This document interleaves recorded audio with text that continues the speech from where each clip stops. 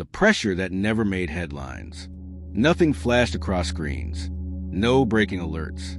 No urgent commentary. Yet pressure was building in the system, quietly, persistently, and without recognition. To understand why this matters, we need to rethink how pressure usually appears. We're taught to look for headlines, shocks, and visible stress, but the most destabilizing pressure often grows in silence. It forms when imbalances accumulate without forcing immediate response. When nothing looks urgent, but everything feels heavier. For a long time, the market appeared calm. Volatility stayed contained. Prices moved within familiar ranges. Narratives remained stable. To most observers, this signaled balance. But balance can exist even as pressure builds, when the system absorbs strain without releasing it. The first reveal begins with behavior that felt responsible. Participants adjusted cautiously. Position sizes shrank slightly. Risk was managed incrementally. No one panicked. No one rushed. Pressure didn't trigger reaction because it didn't demand it yet. The second reveal emerged through repetition. Small stresses appeared again and again. Each time, the market absorbed them just enough to move on. Nothing broke. Nothing resolved fully either. Pressure didn't disappear. It stacked. And stacking pressure doesn't create noise. It creates weight. The third reveal came when experienced participants sensed something off. Moves fell harder to sustain. Recoveries required more effort. Liquidity was present, but it felt reluctant. The market still functioned, but every action carried resistance. Pressure was shaping behavior without ever announcing itself. That was the danger. Pressure that makes headlines invites response. Pressure that stays invisible invites neglect. It trains participants to tolerate strain instead of addressing it. And tolerance, over time, becomes vulnerability. The market wasn't unstable. It was compressed. And compression matters because systems don't fail when pressure is visible. They fail when pressure is normalized, when strain becomes part of the background and no longer triggers adjustment. Nothing in the data screamed warning. Nothing in the news demanded attention.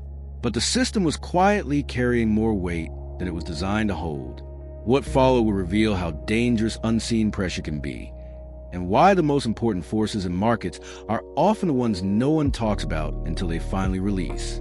As the pressure continued to build, the market adapted in ways that looked healthy on the surface. Participants became more selective. Trades were sized carefully. Exposure was adjusted incrementally.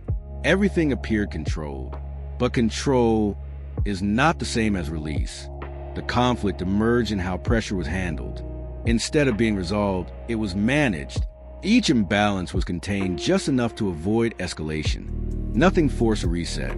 Nothing demanded decisive action. The system learned to live with strain rather than confront it. Liquidity reflected this adaptation immediately. Depth appeared when needed, but only briefly. Capital stepped in tactically, not strategically. Support formed, held momentarily, then retreated.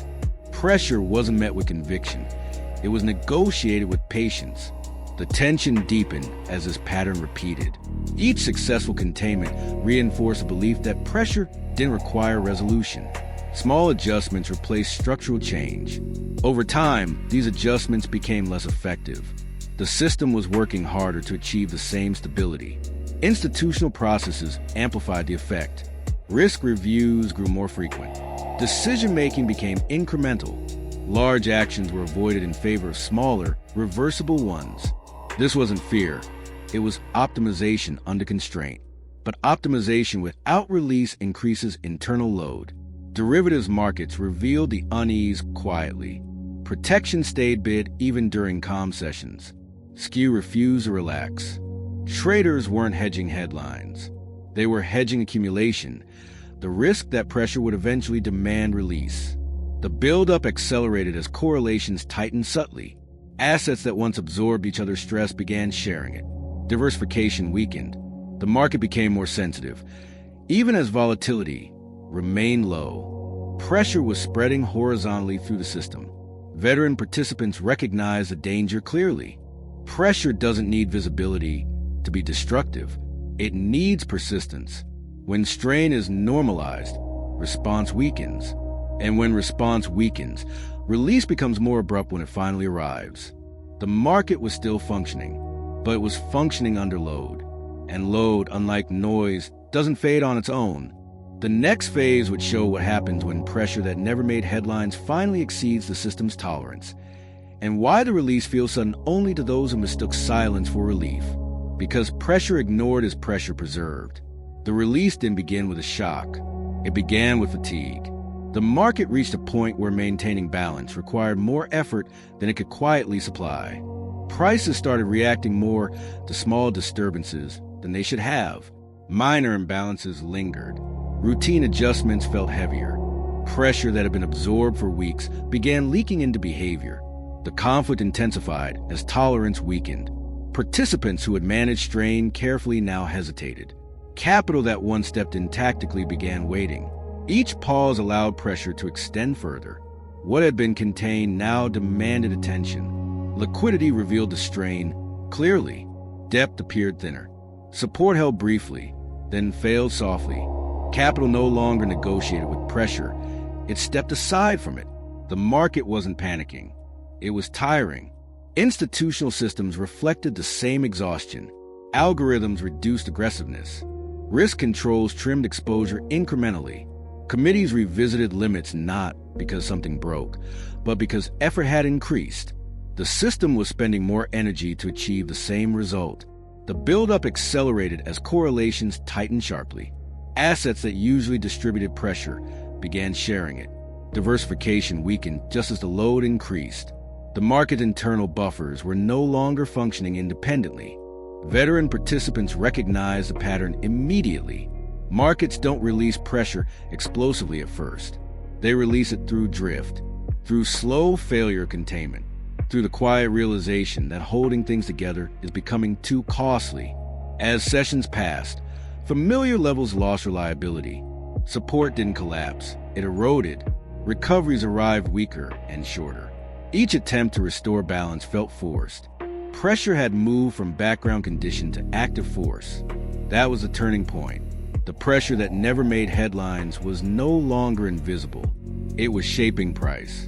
And once pressure becomes visible through movement, the system can no longer pretend it's being managed. The final phase will reveal what happens when accumulated strain finally chooses direction, and why the release, when it comes, feels disproportionate to anything that appeared beforehand. Because pressure doesn't leave quietly. It leaves all at once. The release arrived with a clarity that felt sudden only because it had been delayed for so long. Once the system could no longer carry the load quietly, price began doing the work that behavior had postponed. That was the climax. Not a crash, not a headline moment. A firm, directional adjustment that removed ambiguity. Levels gave way without drama. Liquidity returned only after direction was established. Capital that had spent weeks managing pressure now responded to it. What became clear was uncomfortable. The market wasn't reacting to new stress. It was responding to accumulated strain. Every small imbalance that had been tolerated added weight. Every delayed decision stored energy. When release finally came, it felt decisive because it had been prepared silently. As movement extended, behavior changed quickly. Participants stopped negotiating with pressure and started respecting it. Support formed lower, stronger, and less forgiving. Volatility didn't explode. It normalized around acceptance. The system wasn't broken. It was unloading. The resolution unfolded through adaptation. Institutions adjusted exposure with clearer intent. Time horizons shortened, then stabilized. Decision-making became more direct. The market found balance again, but it was a balance built on acknowledgement, not avoidance. The deeper lesson lingered beneath every trade that followed. Pressure doesn't need visibility to be real. It needs time. When strain is absorbed without resolution, it doesn't disappear. It waits. And waiting increases the cost of release. Markets don't fail because of what everyone sees. They fail because of what everyone learns to live with. Understanding this reframes how calm should be interpreted. Silence is a relief. Silence can be compression. And compression always seeks release, whether anyone is watching or not. The pressure that never made headlines wasn't insignificant. It was decisive. Because when a system finally lets go of what has been carrying, the move isn't emotional. It's inevitable. Subscribe to join the journey. The pressure